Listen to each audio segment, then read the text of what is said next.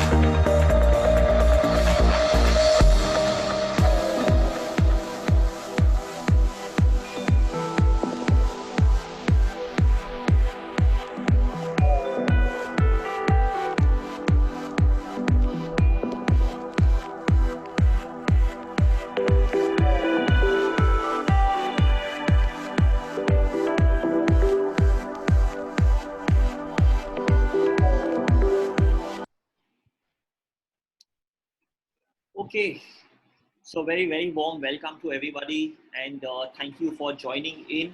What we will do is I will keep letting people in. If your friends, if your family wants to attend, they can keep coming in. I will keep admitting people. Just some security and hygiene announcements. As a protocol, I have by default put everybody on mute so that we pay single attention to the speaker and there is no disturbance while the presentation and the webinar is on. That is one. Second, what I have done is I have disabled comment chat so that if there are questions or if there are feedback or suggestions, you all can all keep sending in your chats. They will keep coming to me and the speaker both, so we can then take that in particular advice and attention. And third is that we would request everybody to keep your videos on, because when we get into the question and answer segment, it's always better to see the person who is asking the question also. So three very simple things.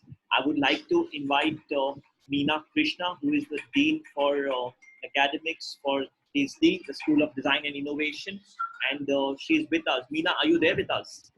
Yes, hi Imran. Hi. Okay.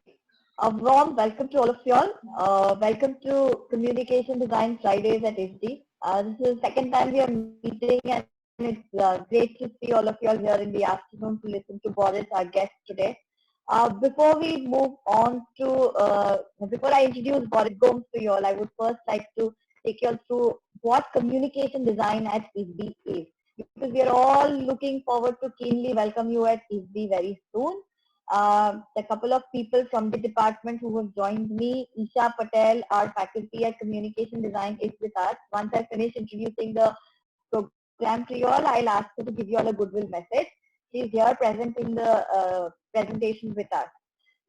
Talking about communication design program at ISD, we are 7 years old and the department has been doing very well, and I'm sure Boris can talk about the department as well because he's taken a session with the ISD students wherein we teach you very latest things that are happening in the industry to ensure that you all are very well connected with the industry. So you will see that you learn subjects like drawing and illustration, information visualization, interaction design, website designing, digital media, packaging and branding, advertising and brand identity. Now these are some of the subjects that I've taught to you in the classroom. Also what we do at ISD is ensure that what you learn inside the classroom is applicable to the industry. So what we do is to ensure that we get industry in the classroom. So we do a lot of live projects. Couple of projects that I'm going to share with you all now are basically some of the branding and packaging projects that we have done for industry. These are live projects that we have done with the industry, and they are currently, we are in the talks with them, and some of them have been implemented and some of them you will see very soon in the market.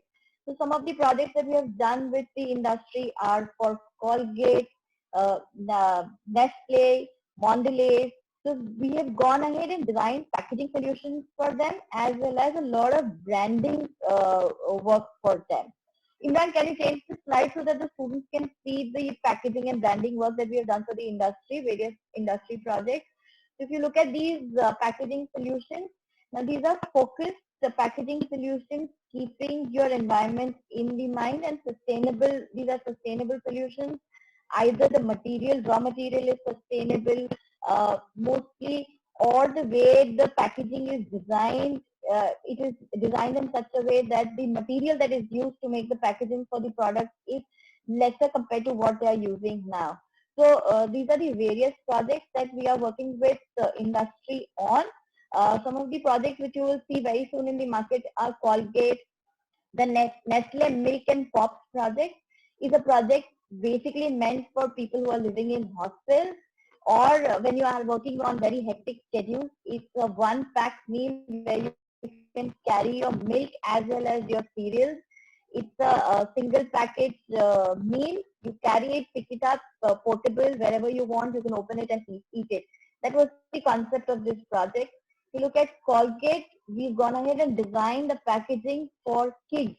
you see the packaging for toothpaste, all of it gets wasted. Now this is designed in a manner, all of us have used kaleidoscopes when we were growing up. So this has an inbuilt kaleidoscope which the kid can retain. Small children, if you know, retain the taste of the toothpaste, but we have designed the packaging in such a manner that the packaging can also be retained. So these are a couple of examples of the packaging solutions that we have done for the industry. Next, I would like to talk about the Industry Connect we have, wherein our students are doing internships as well as placements. If you look at our students are working with L&T Infotech, Star Sports. They are working on live projects with, advertising and branding agencies like DeviWorks, Leo Burnett, Fitch. These are a couple of names that I can talk to you offhand. Currently, students are working with them. Students are also working with top brands like Mondelez, wherein they are designing their entire corporate communication. So some of the organizations that our students are working with. Imran, next slide of the So, okay, we'll not wait for Imran. The other thing that I wanted to talk to you is about our student success stories. These are our students who have gone to pursue their international masters. Janvi Latia is currently pursuing her MA in Innovation and Management. She is in Bombay and soon she is going to be talking to you all about her journey at ISD, how she was after completing a 4-year undergrad program and then how she decided to go abroad to UAL to pursue her master's in innovation management. Up next is Ritika Lalwani. She is also currently doing her master's in UAL and her topic is one of the favorite topics of Boris, which she's doing her master's in design and culture. And Nishita Chedda, she is doing her master's in social innovation, design for social innovation at SBA, New York. So some of these are some of the success stories, and I'm sure these all of them would be talking to you all and presenting what they have been doing currently in their masters through webinars, and we'll be very happy to get all of them to interact with you all. Now I will not hold you and Boris, interaction between you and Boris. Some of the job opportunities, internships are spoken about. Boris comes to us from Dr. Reddy's. He's a very person who believes in how culture influences design and how culture influences your strategies, your thinking when it comes to design. Boris himself is very actively involved in social media and he understands how social media influences thinking, how social media influences decision making, and how as you youngsters are using these social medias and how you all can be influencers of those social media. But what is a very warm welcome to you from ISDI and from everybody present over here. Boris is currently working with Dr. Reddy's lab. Previously, he was the digital director at FIT and head of digital DeviWorks. And no wonder he's taking a topic on how digital world functions. A very warm welcome to you, Boris, and I hand over the stage to you now. Thank you so much, Meena. Thank you so much. I'm super excited. A large group of people, 162 participants. This is going to be fun. Okay, let me start out with saying that I'm hoping that this entire session is going to be more of an interactive session. Even though we're doing it on video call, I think we can achieve that. One of the tools I'll end up using quite a lot is the raise your hand tool. I'm just really fascinated by it. So let's try and use that. Whenever I ask you to raise your hand for something, do try and raise your hand. Apart from that, I think that like Meena said, I think it's a very exciting time to be in the design world right now, and especially associated with a college like ISD. The kind of curriculum that is being designed is so evolved, so modern. I wish that most universities and most educational spaces did the same thing. So I'm hoping that this webinar can actually stand true to that as well, and bring to you content which is new, which is fresh, which is something that actually is relatable and you all can use immediately as soon as you are done with this webinar. So that's going to be my core purpose of this webinar, that by the end of this you should be able to have tools that you can use and you can actually do something with it. So with that, I'm going to actually start out. with sharing my screen.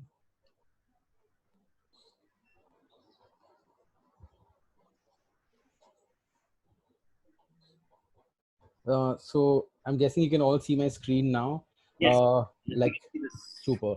So I think that, I mean, you all know what my name is, but just the logos on the side is to just give you an idea that over the past 8 to 10 years, I've worked with multiple brands and agencies, and I've worked on multiple brands from the point of view of communication design itself. And they have ranged, they're so varied, like something as serious as a bank, all the way to a condom brand, or something like a Domino's, which is a very relaxed brand compared to something which is a very pristine brand like Taj.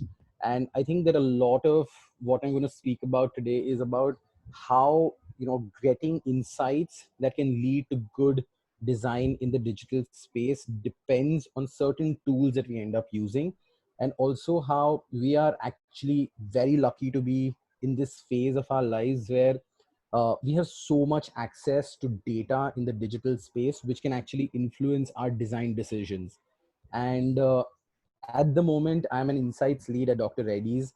And to basically give you a brief about what that means is that I end up looking for insights on different platforms to be able to guide certain decisions that could be business decisions, that could be design decisions, that could be possibly new emerging market decisions. So the whole point is that how do I find insights in a world where where access right now is so limited as well, right? And I think that's what today's session is going to be, that how over the past so many years I've actually ended up using social media and digital platforms to get insights that led to a lot of my design work. So I'm going to start out with showing you some of the work that I have done.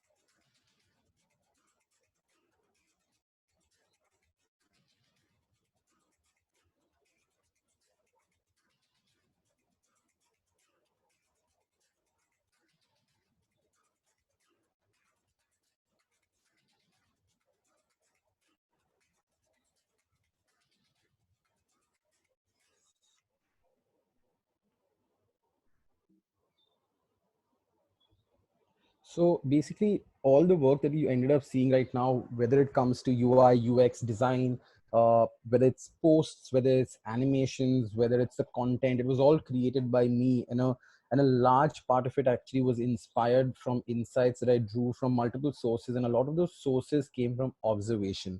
So whenever someone asks me that, what is, if you had to tell me that what would be the secret to good design or to impactful design, I always say that observation is possibly the key to actually creating great design. And not just observation in the larger sense, but actually observing things that nobody notices, looking at stuff that the user is not actually saying out loud, and even sometimes looking at stuff that the user doesn't know himself or herself, and understanding how the user actually feels.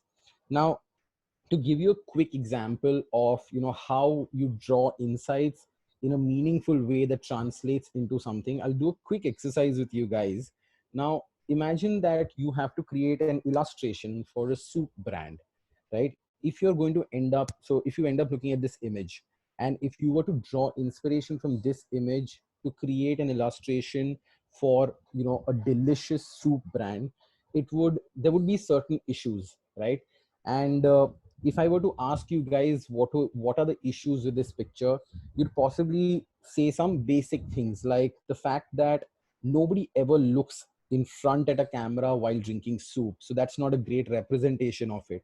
The second is that nobody ever holds a soup bowl at the bottom like that so carefully when they're truly enjoying a soup.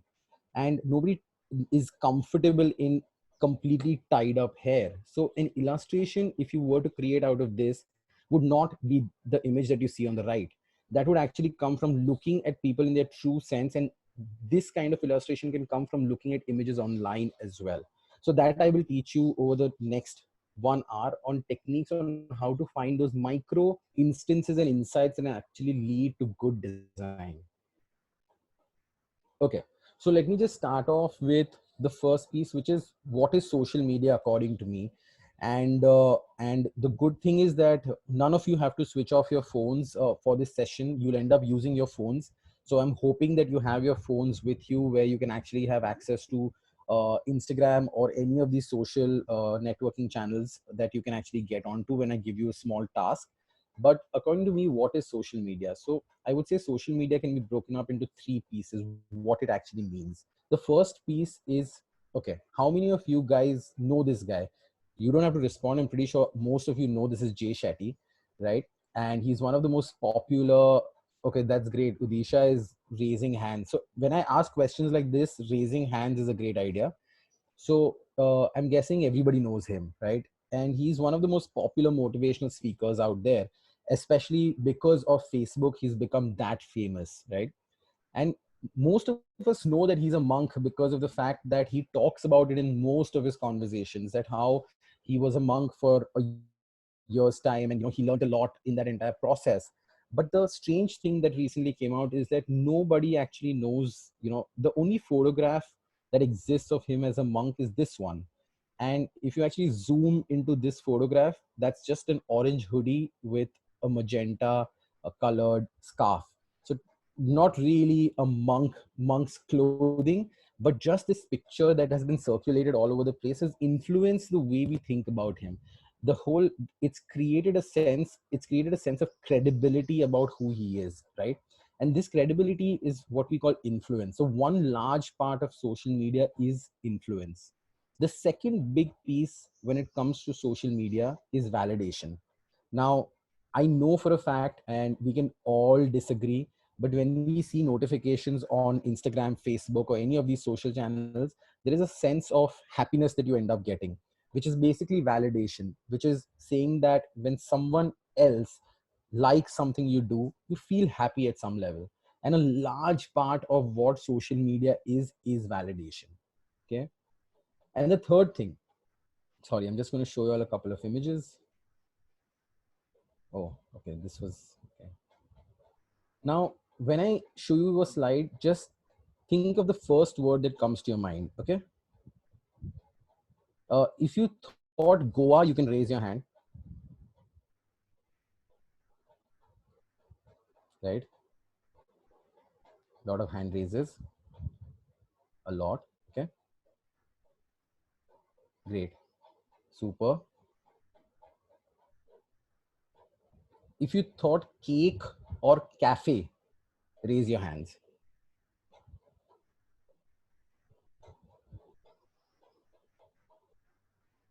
Nice. Okay. Makes sense. If you thought love, raise your hands.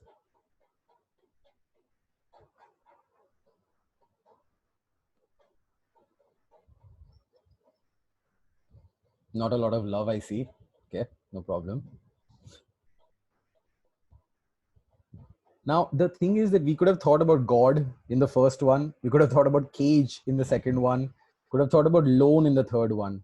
But the thing is that the content that we end up seeing online constantly ends up syncing all of us.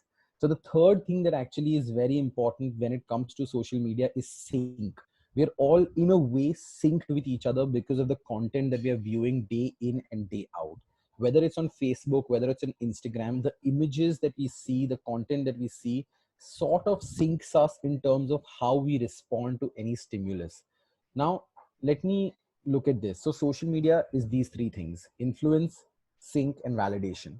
But that's for customers, that's for consumers, right? Now, a lot of you Actually, all of you will become designers because you're going to start studying design. So when it comes to designers also today, this is what social media is, right? The thing is that designers at the moment consume 70% and maybe observe 30% as designers. And you guys can correct me if I'm wrong, but the experience that you have on social media right now and your use of social media right now is mostly consumption rather than actually observation. You can raise your hand if that is true. Or is just, Yeah. sorry to interrupt, you've been getting a few messages on the audio visible. So if you can just be a little more louder, people can start listening to you clearly, because right now they're facing some issue in the audio. Oh, okay. And Let then, me just look at the other earphone. Just give me a second. yeah.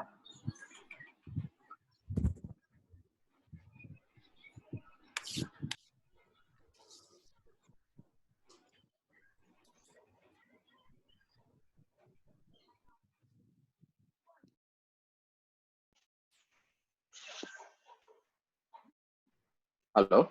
Yeah, Yeah, is that louder, Imran? it is better. Yeah. Okay. Yeah. So at the moment, as designers, a large part of how we use social media is basically consumption, right? And most of it is subconscious. A lot of this is not happening consciously. We end up opening Instagram and we're just browsing, right? In order to become better designers, we need to flip this. We need to consume at 20% and we need to start observing at 80%. And I will tell you what this means, right? You basically observe certain triggers when it comes to people. What are the kind of triggers people have? What kind of influencers exist? And I'm not talking about influencers from the point of view of 1,000 followers. I'm talking about people who actually influence dialogues on social media, on stories. What are the fears people have? What are the wishes people have? And these are patterns that you start observing if you actually make that effort to look closely at what people are posting. At the moment when people post, we're just looking at an image, we're just scrolling, and it's very, very passive, the entire act. The point is, how do we shift from a passive to an active observation where you're looking at all these images and text and you're actually sort of finding patterns within them? Okay. Now, how to observe on social media? Okay. So Henry Ford actually said this. If I had asked people what they wanted, they would have said faster horses. And Henry Ford is obviously the person who came up with Ford. And the fact that people would have asked for horses and not cars is a huge insight. That not everybody actually knows what they want, and not all customers actually tell you exactly what they're looking for. So when you're looking for an insight, there are three kinds of insights. One is a pattern that you find where you see something repeating over a couple of times. Second is an anomaly, whereas something is completely off, but it's something that actually catches your attention. And the third is an inference, where you look at something which might not be saying might not be saying it very directly, but you are inferring the fact that this is what it means. So the point is that you are making an assumption based on what you are saying, and that's an inference. So whenever you're looking at any content or any imagery or any platform, you need to look at insights at these three different levels. Okay. Now I'm going to start out with the first. This is the first tool you end up using.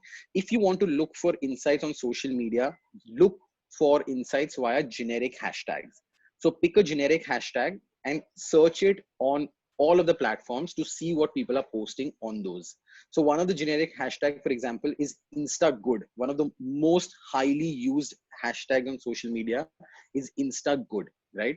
So let's just see what are the kind of posts that are there in Instagood, and just observe, guys. Just keep observing what are the kind of posts you end up seeing.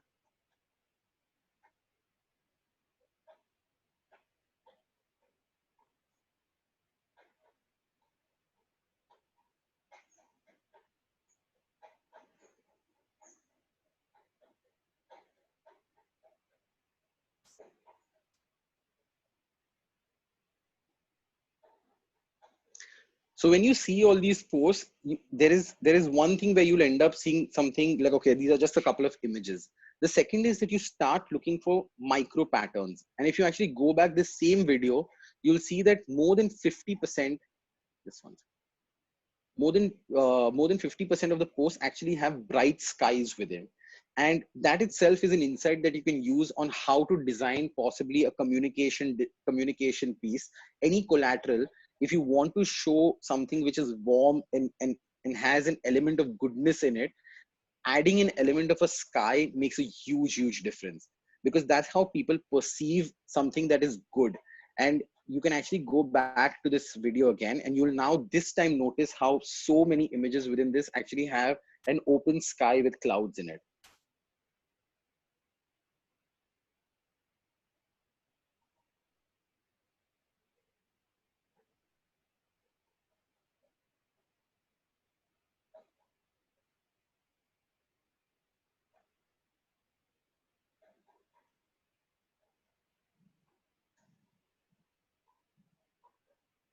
So these are some of the most popular, hashtags. I want you to take like 3 to 4 minutes, the next 3 minutes, to pick any of these hashtags. Maybe pick no filter, hashtag no filter. You will see the most images with filters, but pick that hashtag and take 3 minutes and just look at the kind of posts that are being posted right now.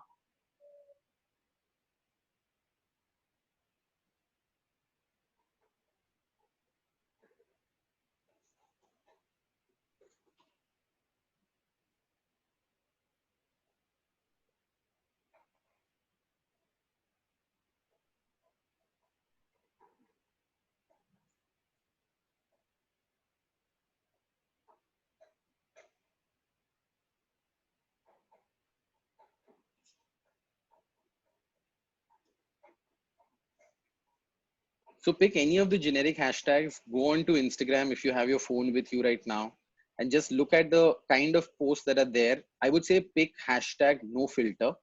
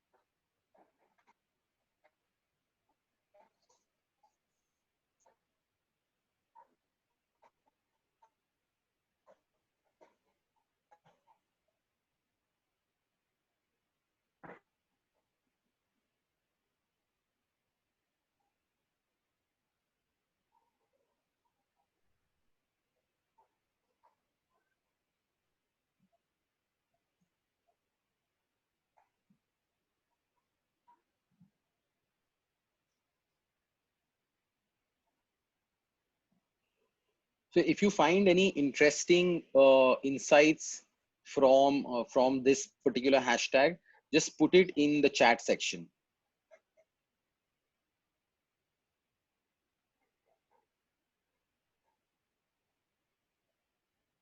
So insight could be visual, where what are the patterns in terms of the kind of images people put when it comes to no filter, or your insight could be the kind of the structure of the image. So whether it has a person in it, whether it has, whether it has open space in it, whether it has close-up images in it, what are the kind of patterns that you see?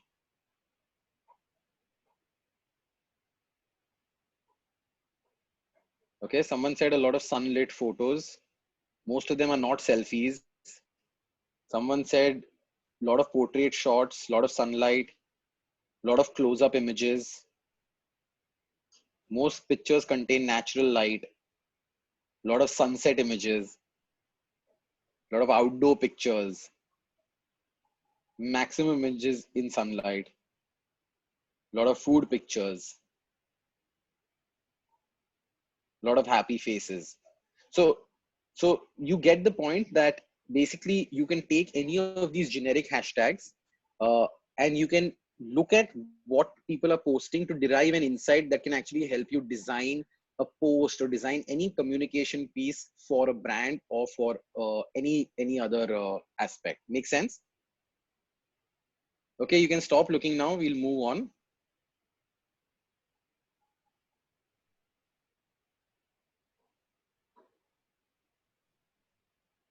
Okay. Now, the second trick is to actually look at comments, and this is something that a lot of people. Just one second.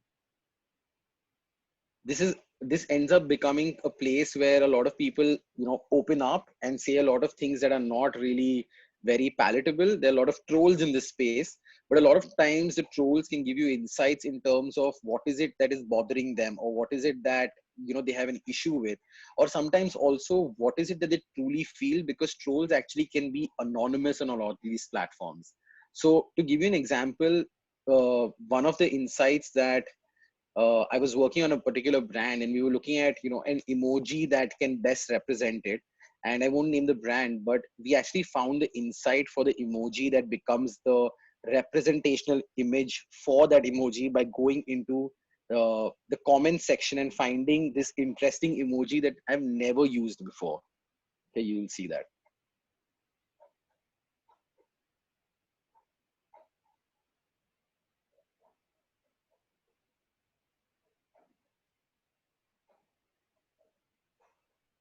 So this is like almost a drunken emoji, and we never end up using this quite a bit. But we found this, and this was an inspiration to a particular post that we created. The point is that if you can use these insights intelligently from the comments, there is a lot you'll end up finding from there.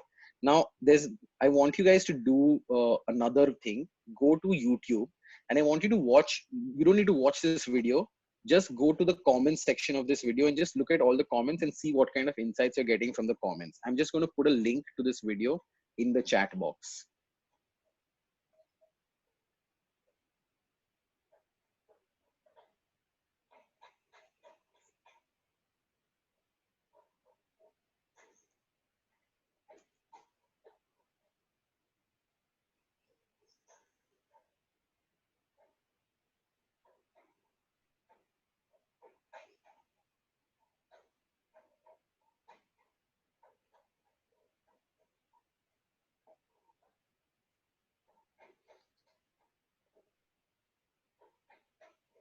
So just go to the link that I've sent you guys and go to the comments section of this link and just read the comments. Apart from being extremely entertaining, I want you to also look for what kind of insights are coming through from what people are saying to this guy. So to give you some context, this guy is basically put up a video about his balding phase and how he used a particular product to cure his balding, but it did not end up helping much. So that's what his video is about.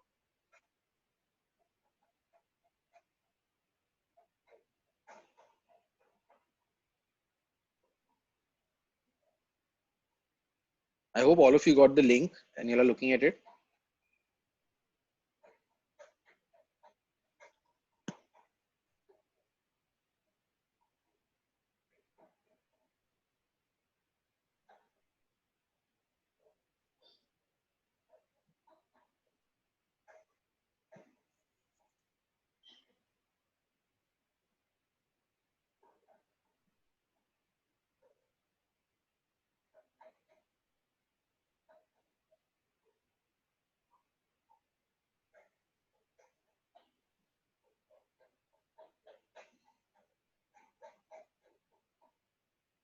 Some of the comments are really funny as well.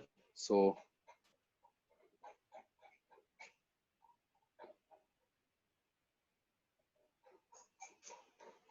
I'm getting a couple of insights from people saying that being bald is not shameful.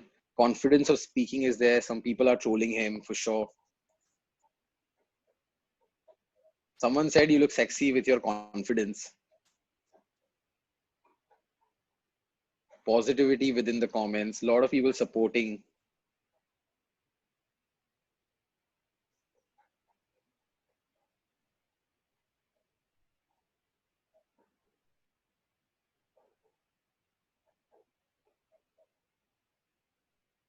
Oh, that's an interesting insight someone just showed, that the fire emoji is used quite a bit in the comments.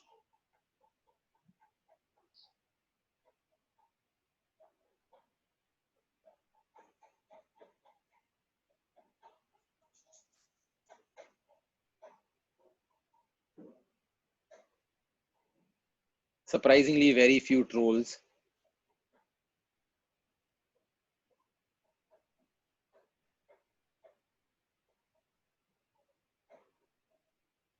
People giving him advice.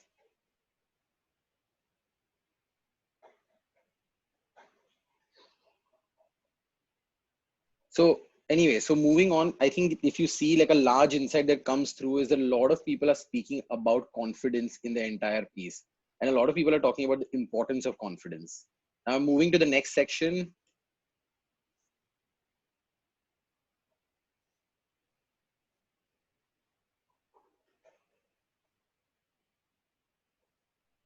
So the next is called topic patterns. So when you go on to any of these channels, you can actually find something called topics on the top right.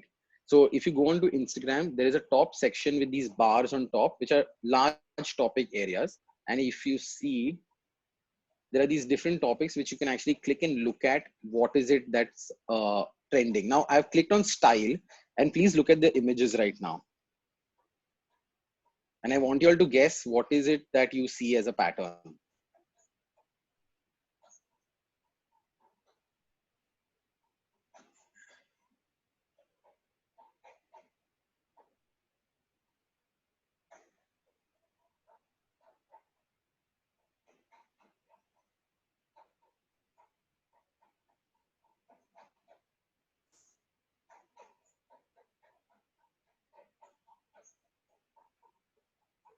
Okay, so a lot of people have said stuff like female models, jewelry mostly, clothing, necklace, focused on women and jewelry.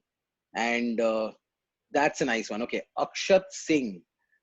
So this is a brilliant pick that Akshat has had, actually, saying that nature is used as a background for most products, which is really interesting because that's actually very true.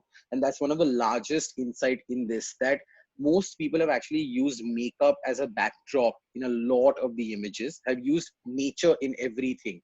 So I'm going to play it again, and this time you'll actually notice it as well.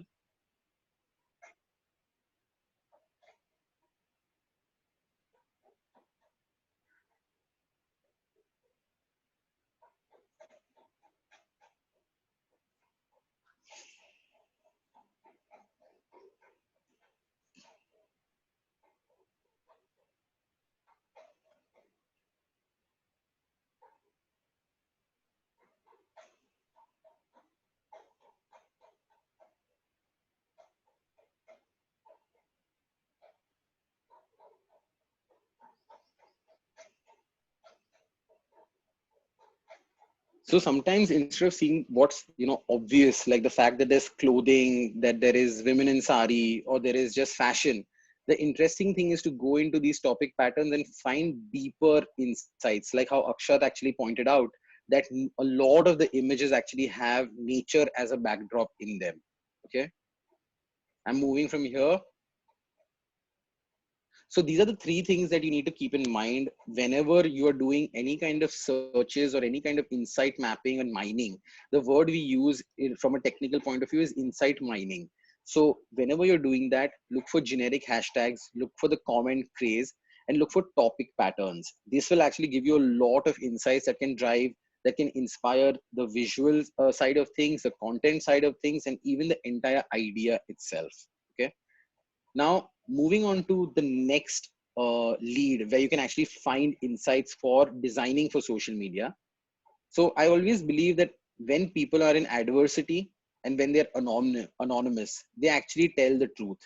And I feel that one place where people can actually do that, that's where they end up telling you what they're actually looking for.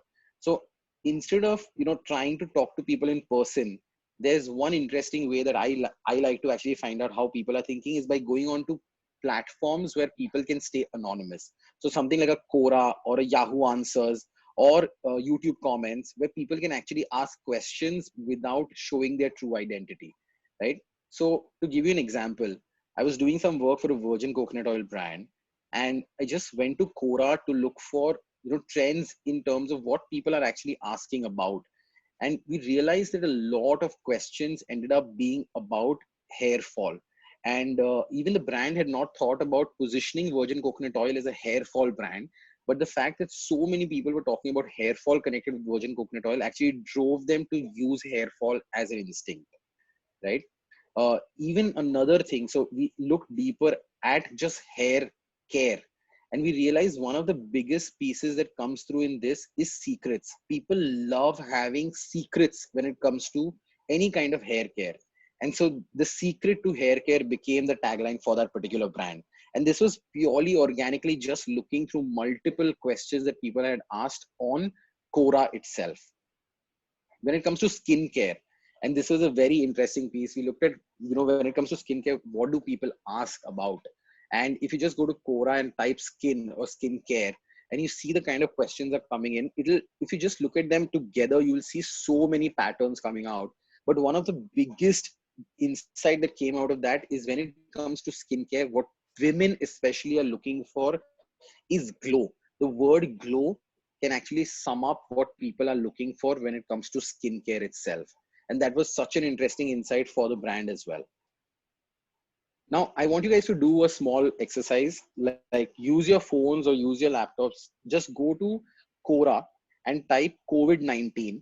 And I want you all to see what people are asking about COVID-19 and type out what are the kind of insights that are coming through, that what are the patterns that you're seeing within that entire space. And I'll give you 2 minutes to do this. So start very quickly. You're on a timer.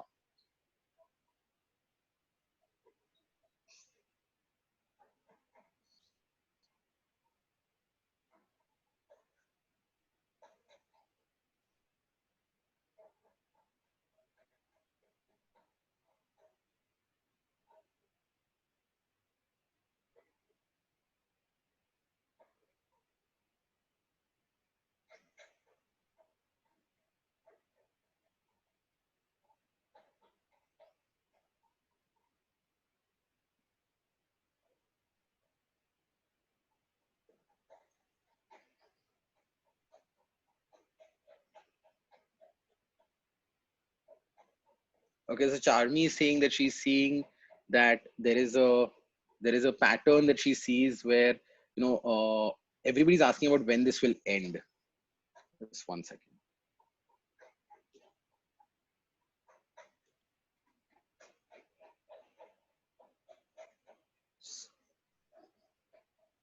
So another pattern that is coming through is words like safe, China, and disease. These are the things that are repeating repeatedly.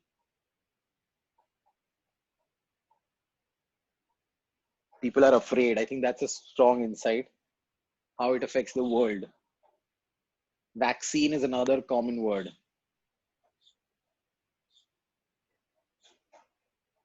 What lessons will the world learn? A lot of panic.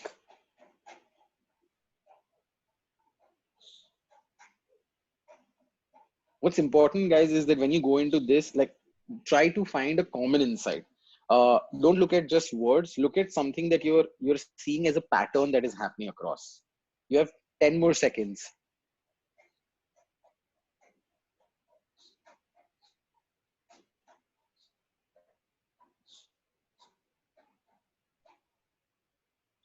Okay, let's move. Suffering. Okay, you guys can come back. We're going to end up doing this again.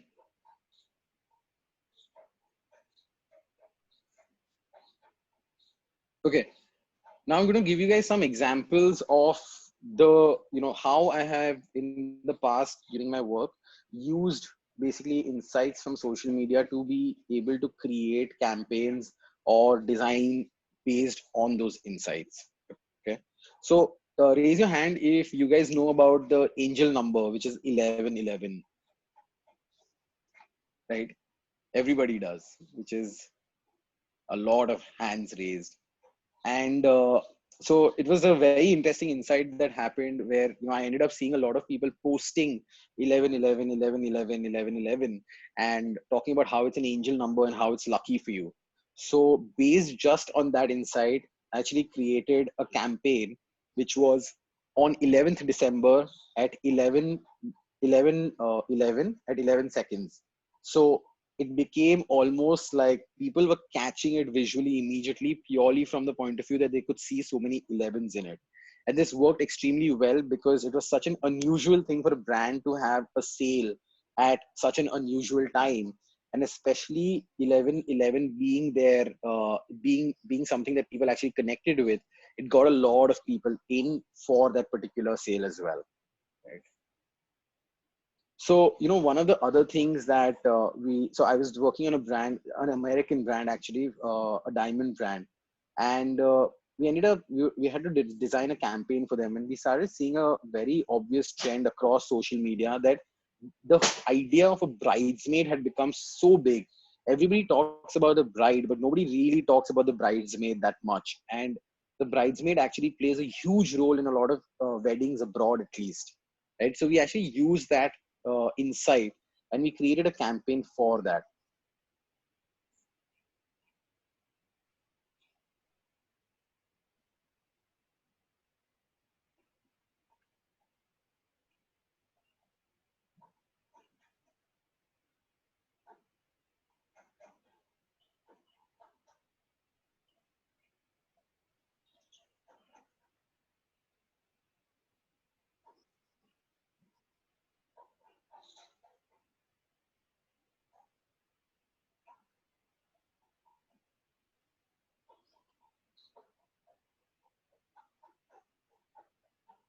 So this entire campaign actually went completely viral. We ended up getting like thousands of entries with pictures of bridesmaids being sent by the brides because the brides wanted the bridesmaid to win. And the whole insight was that at some point, a lot of the bridesmaids also will become brides. So this is a great time for a diamond brand to actually connect with them. More than 5,000 organic shares, which is quite large. This was around 2 years ago. Now, the second insight was from the fact. So again, working on a similar brand, looking at how relationships are. This whole idea of relationship goals and how people love a good love story. Nobody likes to say that they just met through a friend or they just met online. Now, people want a story to how they met or what their love story, how their love story is super unique. And that came from this insight of relationship goals, which you end up seeing a lot online. Additionally, we also saw how people turn their weddings and pre-weddings into seriously large events, and these pre-wedding photo shoots are clearly a symbol that people love their entire story to be told.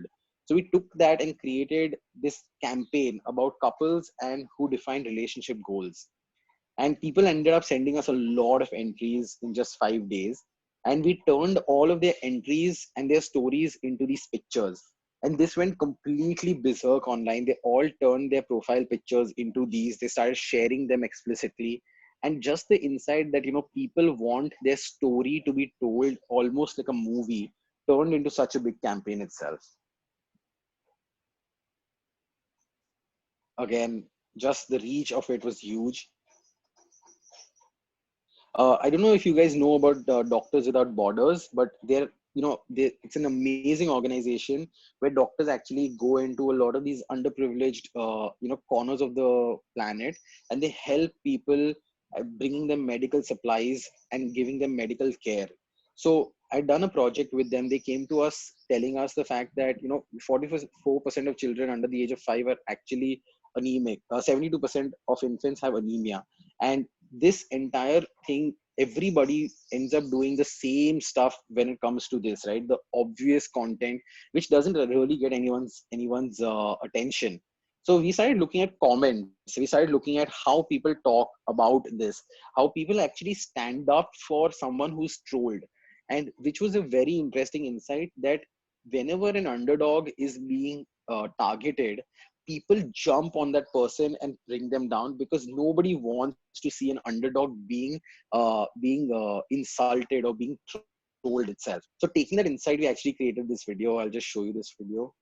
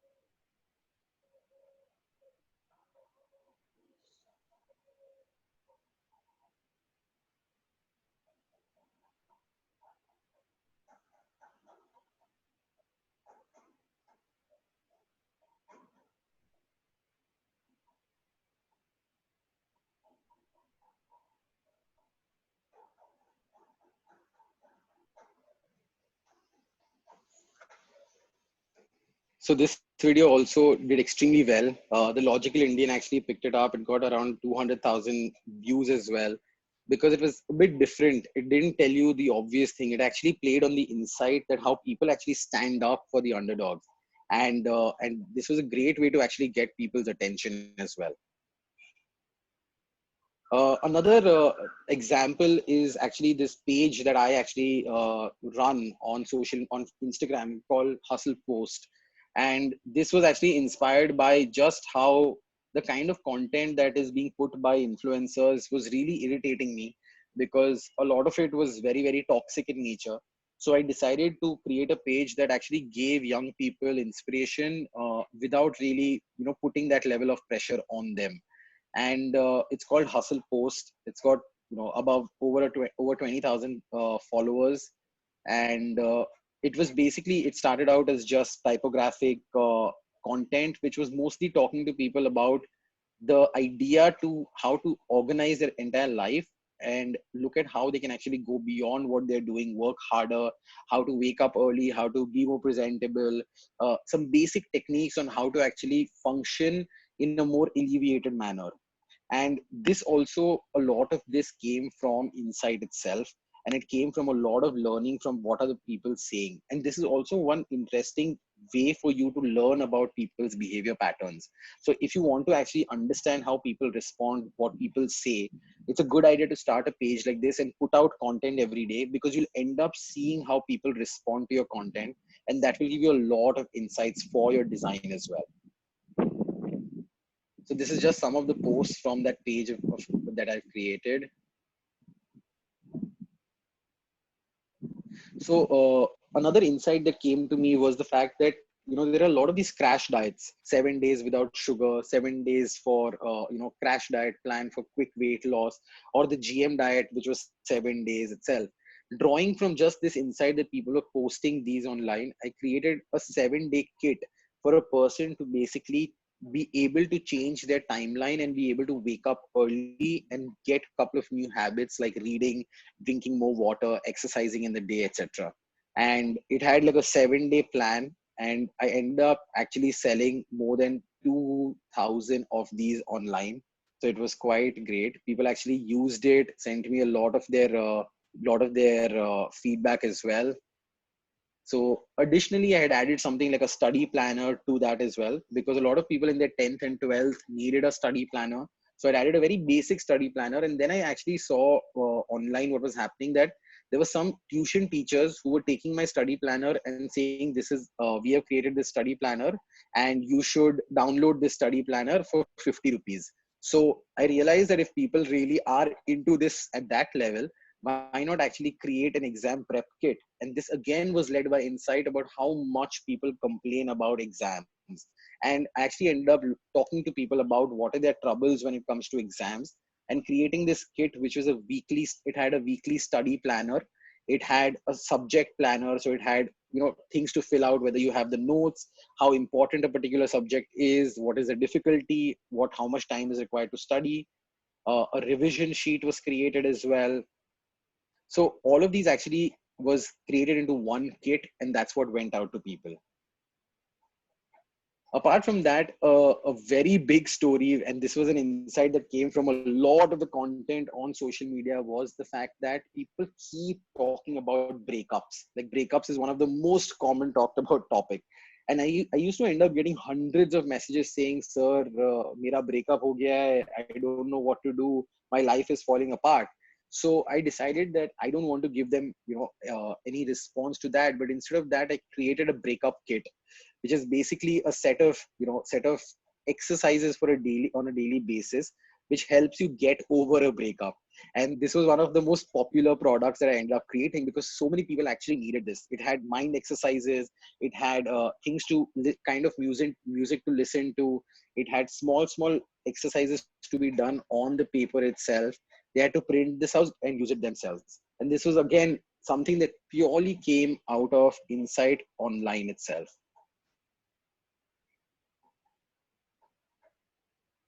So 3,000 orders over time. There are people buying these from across the country and even beyond. So now I want to spend some time where you actually try using this. So using these tools that I've actually given you. So I've created two challenges. Very quickly, we can actually do those challenges. Whatever tools, whatever ideas that I've given you right now in terms of how to use these platforms, I want to take 10 minutes for each, even though I've written 15, we don't have 15 minutes. So I'm going to take 10 minutes on each challenge. So you can actually take the time, and I'll put a timer on to come up with an idea for it. So the first challenge, okay, is to come up with a campaign for a moisturizer by using insights from Insta, Facebook, Quora, etc. So you can use any of these platforms. You can go online right now for the next 10 minutes and just look for insights and come up with one campaign idea, whether it's a hashtag, whether it's an image idea, any idea that is for a moisturizer, and just put it into the chat section. Okay. Is it clear what everybody has to do? You can raise your hand if you know what you need to do. Okay. I'm going to put a timer.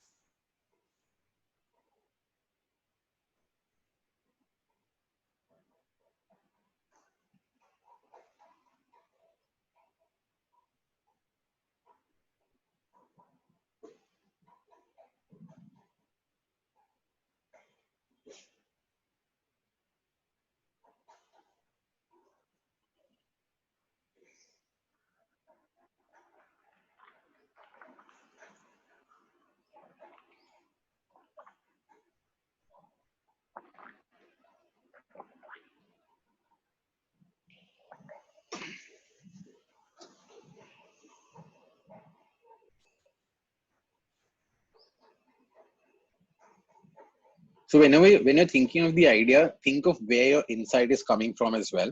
Don't just think that this is the idea. You need to also think about where does that insight come from.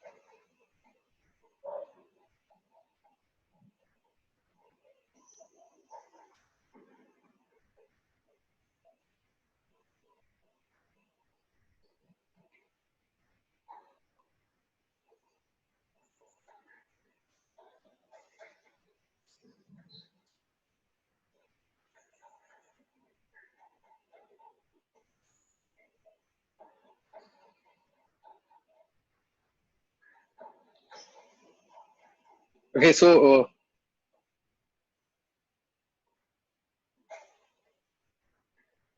I'm just going to pick a couple of these answers to actually talk, and I'll unmute you so you can actually, talk about your ideas because I thought they were interesting. First, I'd like for Gauri Shinde to speak. I'm going to unmute you now. Yeah. So hi. Hi, hi. So I just searched in Quora about the moisturizer, and mainly I found people searching about what like, questions about which is suitable for dry skin or which is suitable for oily skin.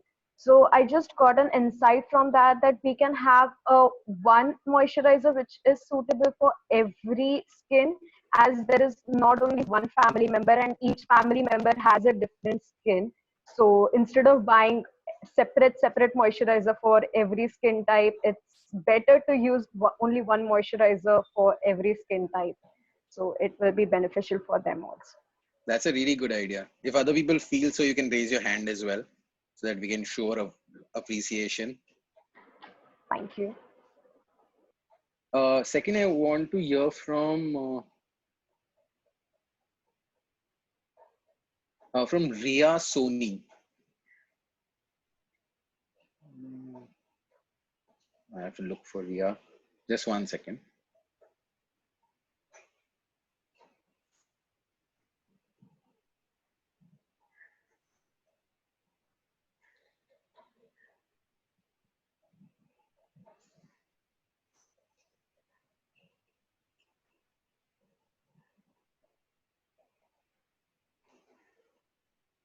Yeah.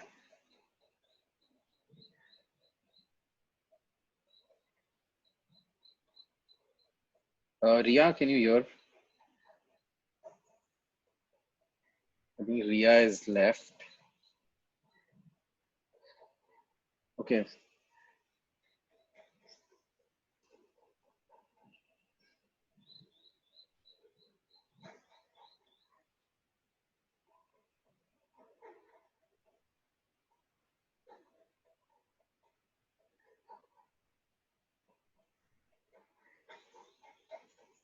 Okay, I unfortunately cannot find Ria in these multiple windows. Imran, do you think you can help me out and unmute Ria? Ria Soni. Ria Soni is no longer in the meeting room, Boris. She just messaged saying she is. So, okay. There is another Ria. Should I unmute? Let's see. Is this the Ria who we're talking about? Ria? She's here. Imran, I can see her. I've unmuted her. Yeah, Ria yeah. Soni, are I'm you here. here? Yes, ma'am. Okay. I've unmuted you. You can talk about your idea. Okay. So I was searching it on Quora and I found that people are really concerned about what moisturizer suits their skin.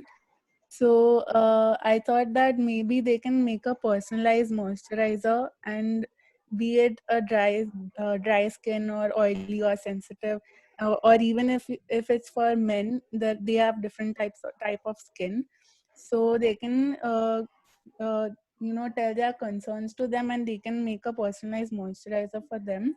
And maybe the post that they upload on social media can be with a background. Suppose it's for dry skin, the background can be of a texture which is rough, that indicates dryness. And some part of the product is on the floor, and that part doesn't have rough texture, so it indicates that it can cure your rough skin. And similar posts for such products. And so men are not really considered for such products, because it's more, so we perceive it like a feminine product, but I think we should include and consider them as well. And yeah, so I think it's important. That's a great idea. That's a great idea, Ria. So, everybody who felt that was a good idea, please raise your hands. Super, a lot of hand raises. Okay, I'm going to move now because our time is up. Boris, Yeah, I think yeah. we should move to Q&A now. Sure. And the other assignment, we can post it and the students can send it and we can give them a feedback later on. Sure. Okay. Yeah. Imran, are Yeah. you here? No, I'm here. Yeah. Okay. Guys, the forum is open for question and answers. Imran and I are here. Even Isha is here. We'll be ready to answer your questions, and even Boris is here. So please start posting your questions and we will start unmuting you guys and start taking your questions.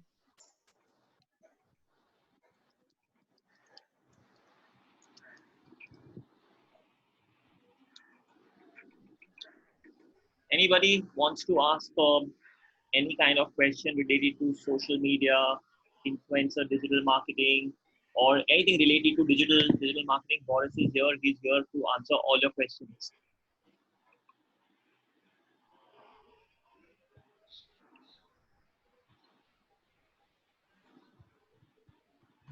Or even related to careers that you can take up after doing communication design. Boris is very well equipped to answer those questions also. So I have a question, Boris. The Yeah. question comes from some user called iPad, but the question is, what is start if somebody wants to take a career in social digital media design? How does one have to start? What are the platforms required? How does one start?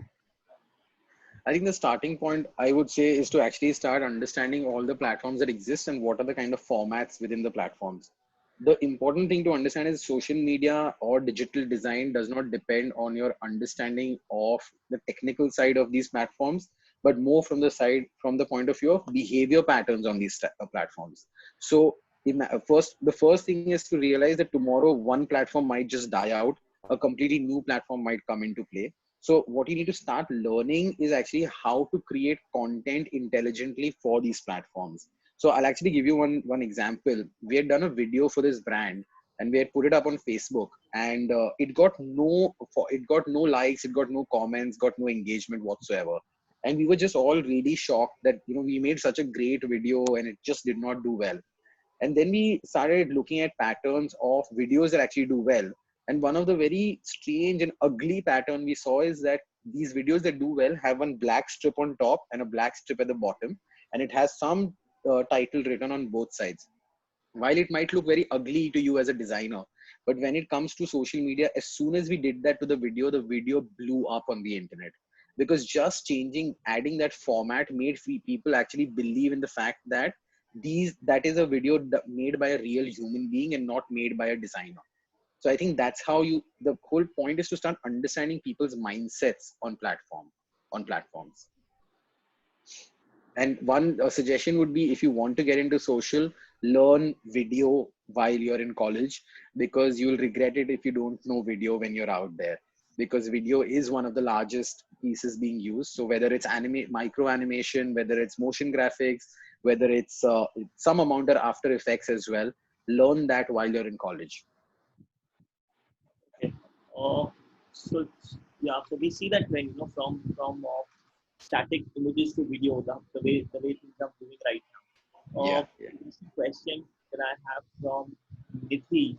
Nidhi is asking us difference between fashion communication and communication design. Maybe I think the question here is, you know, fashion communication or digital communication is the difference. So how does the world, or how do you look at these two segments of communication? Because I fashion think this question is directed at Isha or Meena most probably.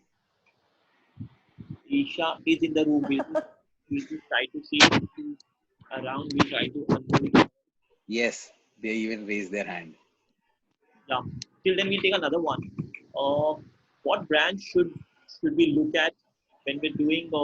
What should brands look at when they're doing their engagement? So should they look at how do they identify TG?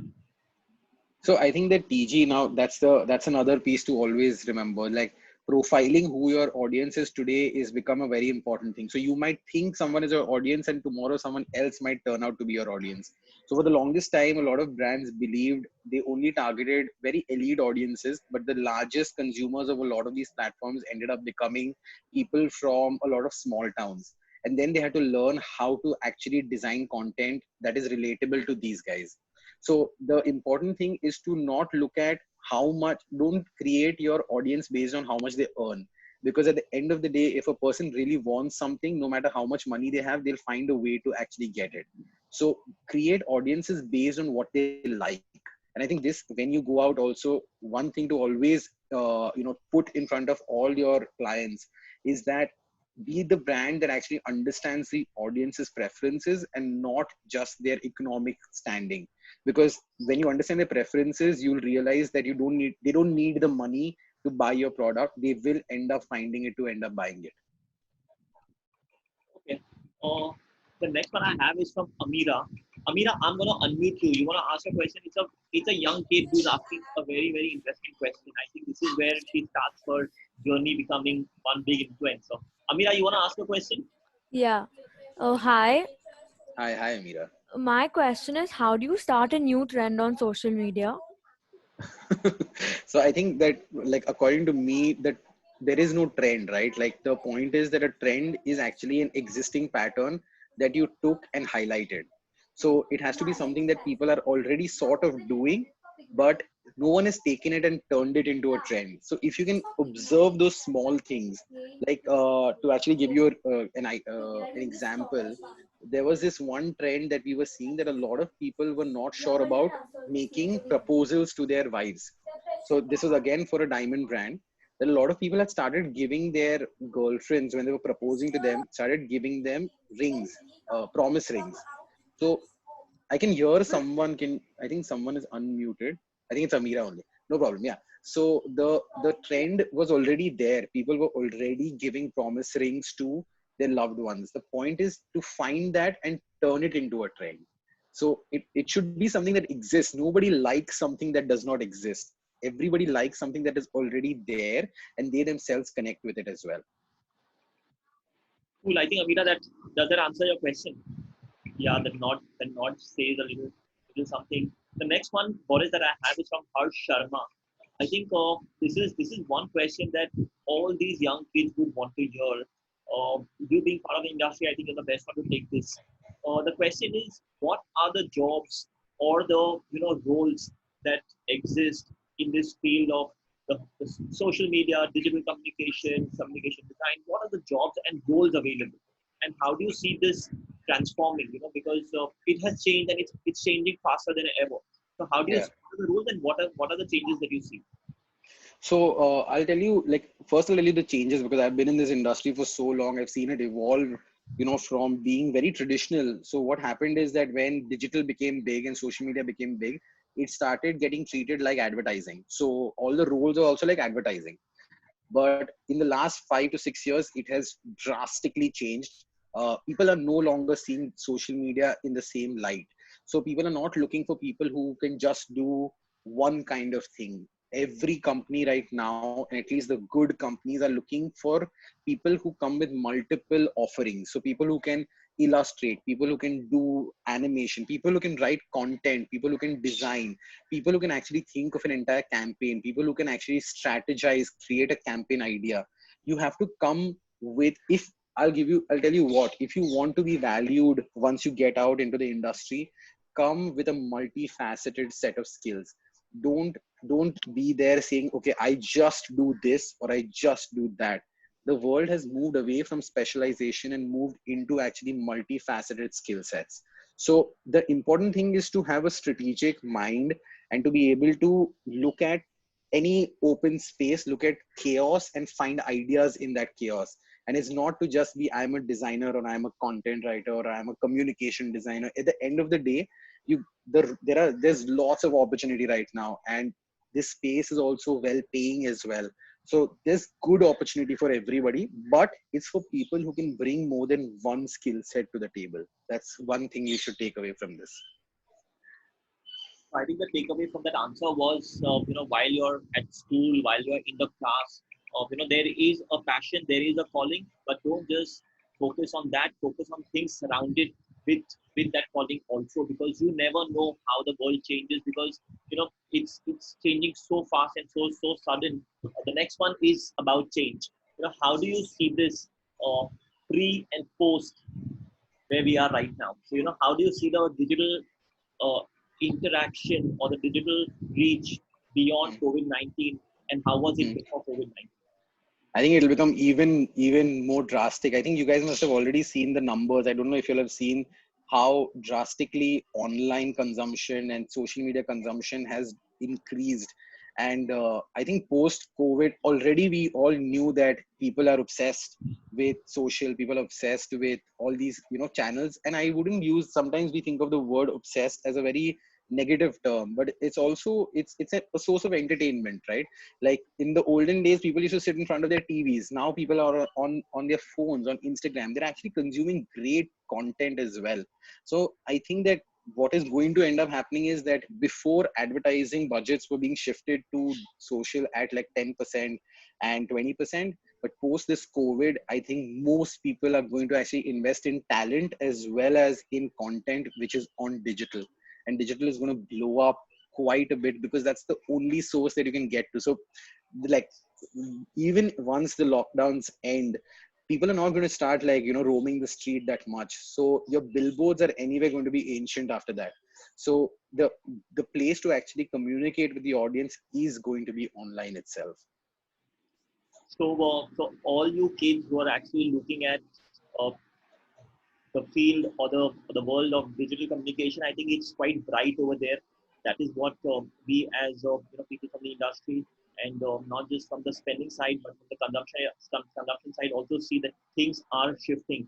The next one that I have, Boris, is again from a young kid who is again not having the name, but asking you how is it that the industry spots new growth on platforms. For example, Facebook versus Instagram versus Snapchat versus now TikTok. So how do you see this whole shift of platforms? Because we were all we started with Facebook, then we started moving towards Facebook became a little old. We started moving towards Instagram, Snapchat came over, and now suddenly TikTok has taken over. The last reports have shown that TikTok has become the most downloaded app. So how do Yeah. you spot this? How do you see and how do you follow? How do you follow consumers to different platforms? Hmm. So I think there's two things. One is like you spot patterns, and second you spot anomalies. So basically, when you start seeing like a bunch of people completely getting rid of Facebook, right? That's when I knew that for young. So when I was working with a couple of brands, and they were telling me what is our platform strategy, and that's something that everybody has to think about with any campaign. That what is your platform strategy? And we were saying that we don't need to do any Facebook advertising, and they were like, "What's wrong with you? Facebook has the largest following, the largest number of people." But what we had realized in the audience section on Facebook was a much older section. So a lot of the baby boomers had actually got onto Facebook, and a lot of the young Gen Z was moving away from Facebook, and they moved into Instagram. So you can spot it if you start seeing certain patterns where there is a lot of groups. Now this is something we actually started seeing. There were a lot of morning walk groups created on Facebook, which is strange, right? Like morning walks is not something that young people end up creating groups for. And you saw that there was this whole flurry of change when it comes to Facebook in terms of the kind of people that were on it. Now recently, a lot of my friends, a lot of people from my friend set on Instagram have actually moved on to TikTok, and a large reason for that is added entertainment. So basically COVID has made people crave more entertainment, and TikTok has become a way to actually help it. Now we don't know, we can't be sure whether it will sustain. If you ask my professional opinion, it will not sustain. Like a lot of the people who have gotten onto TikTok will sort of come back into Instagram, because TikTok requires a lot of effort. It requires a lot of time put into creating that content, and people don't have that time. So this is something you get by just keeping an eye out, reading what is happening, looking at these platforms, seeing what new groups are coming up. This is the only way for you actually to understand what kind of shifts are going to happen.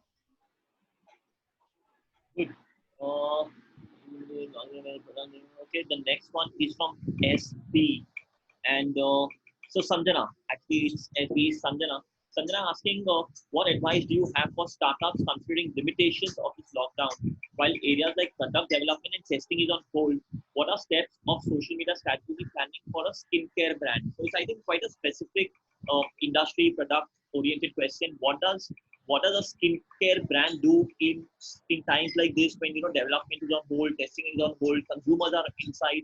So how do they get active on social media? Because it's all about consumption. This is more like a product which is service oriented. Yeah. So I think, like, in times like these, and this is a lot of these conversations are happening a lot on LinkedIn as well, that what is the role of brands in times like these? Like, should brands be trying to, aggressively sell to people in these times where, people are actually sort of battling a pandemic, or should they use this time to actually connect with their audience intelligently? And something like a moisturizer brand or a skincare product, if, for example, your production and stuff is halted right now, this is a time to actually connect with your audience, understand your audience better, create campaigns to get audience insights. Like, even if you create a campaign where all you're getting is data in terms of what the audience wants, what the audience is looking for, that is gold for any brand that can be used once all of this lockdown ends and things change quite a bit. The important thing is to use this time intelligently, where people don't start seeing a skincare brand as trying to be aggressive and trying to sell them a product, but start seeing them as a brand that understands who they are and what they're looking for. I think that goes for most brands actually. So I have the I think last couple of questions. The next one is Nina. I think if you're there, maybe you can answer this. The question is, uh, Yes. are applications Imran, can you hear me? I can hear you. So in case if I lose you somewhere, I will answer this question, but I'll just say the question first. If you're there, then you answer this question. Uh, are applications open for the communication design program at ISD? Yes. What are the steps to enroll into this program?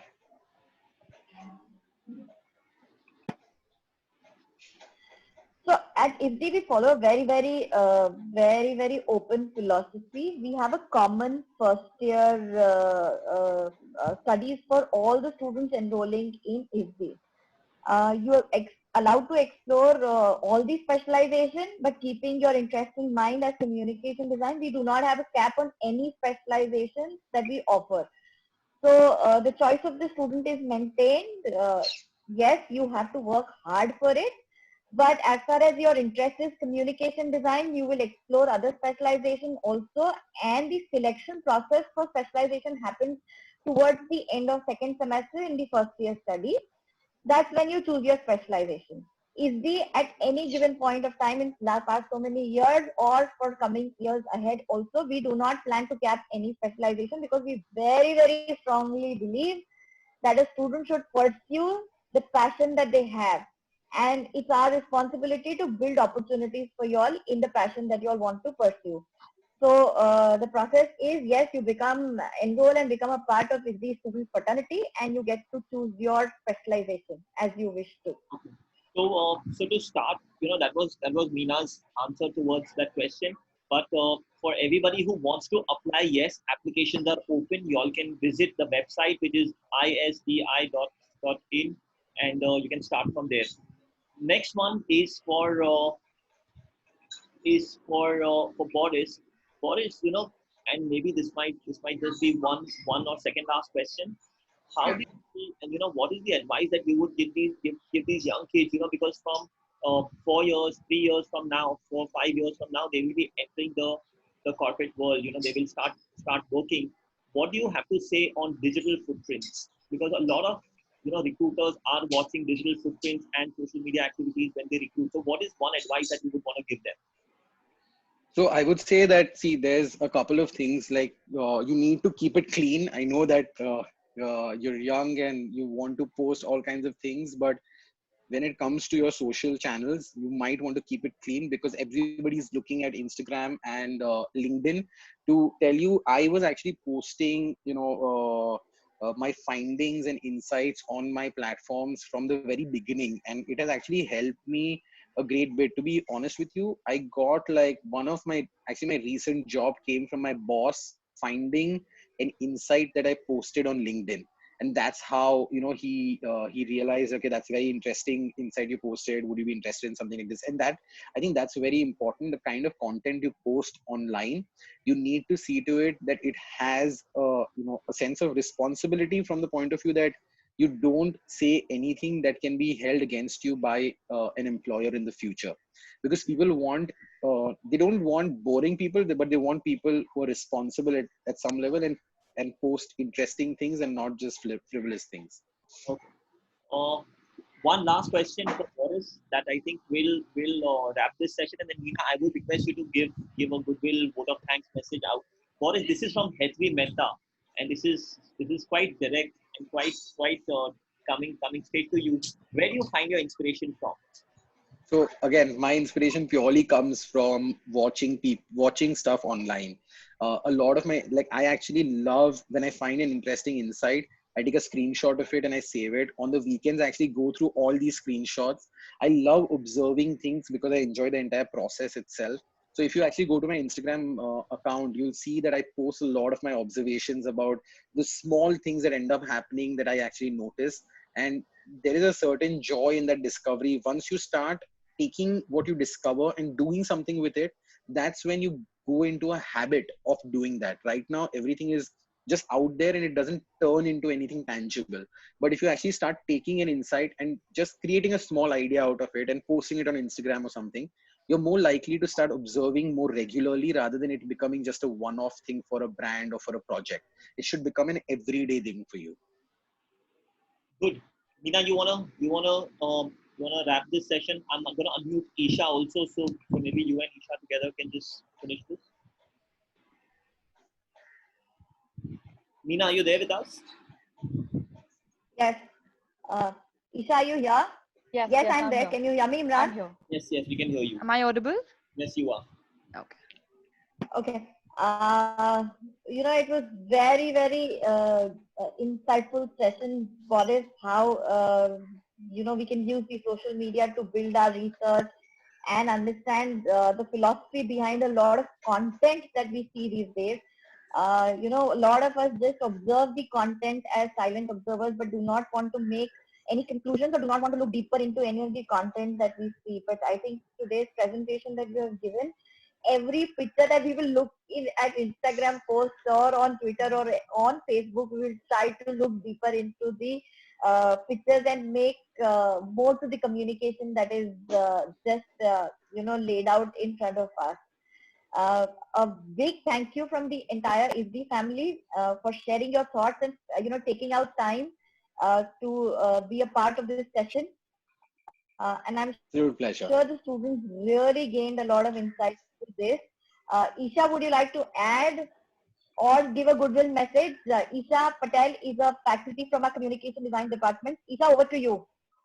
Hi, thank you, Meena. Thanks, Imran. Thanks, Boris. Boris, it's always a pleasure to listen to you. I think it was really insightful, and I've heard, something related to this before, and this was as impactful as, every time. Um, it's Communication Friday, and it's always important to communicate your ideas in the right way, right? And all these touch points that you're going to be introduced to over the next few Fridays are going to help you just build up on what you can and will do in ISD. And just have fun with what you're doing. Don't get too serious about it, but make sure that you're conscious about what you see from now onwards. And it would be good to see you in class at some point and have some fun. Okay, and before Isha,